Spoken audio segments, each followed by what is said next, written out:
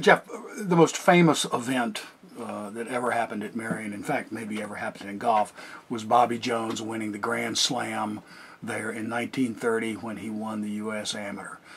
What did your research chart up about that? He was a physical wreck.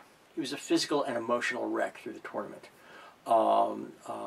Yet he persisted. I found a piece that was in the Inquirer in right after the match.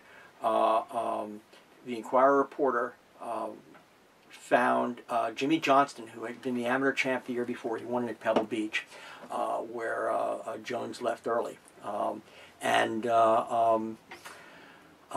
Johnston and Jones became very, very good friends, and Johnston was up in the locker room with him after it. And while Jones had told the crowd downstairs that he'd be playing golf again, he's going to take a little time off, but he's coming back, Jones virtually tore up the locker room. I mean, he didn't throw things around, but he just really had a kind of quiet internal tantrum.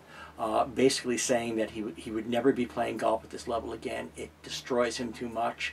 Yes, I get something out of it, but I give far, far too much. I can't continue to do this. I am done. Then said, but I'm hungry, let's go eat. And which is, of course, a good thing. So Jones was really kind of physically and emotionally torn apart by this. It was a very, very difficult campaign. Winning the four. He planned this thing 4 years earlier, knowing he'd have to wait until there was another Walker Cup in England, so that the Americans would help pay his way over there. So he'd been planning this. I mean, 2 years earlier, he began thinking about this as a real thing to do. So this has weighed on him a long time.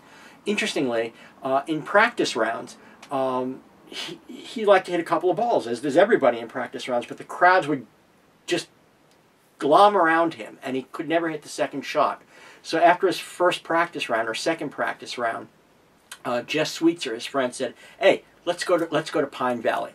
And they went off to Pine Valley and played where there was nobody there, and Jones kind of got his little game together, which is one of the few times in the history of golf that anybody's ever gone to Pine Valley to chill out.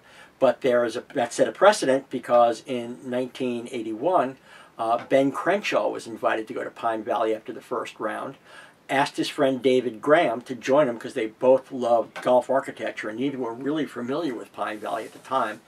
They both went to Pine Valley to chill out, and of course it worked for Bobby Jones in 1930. It worked again for David Graham in 1981.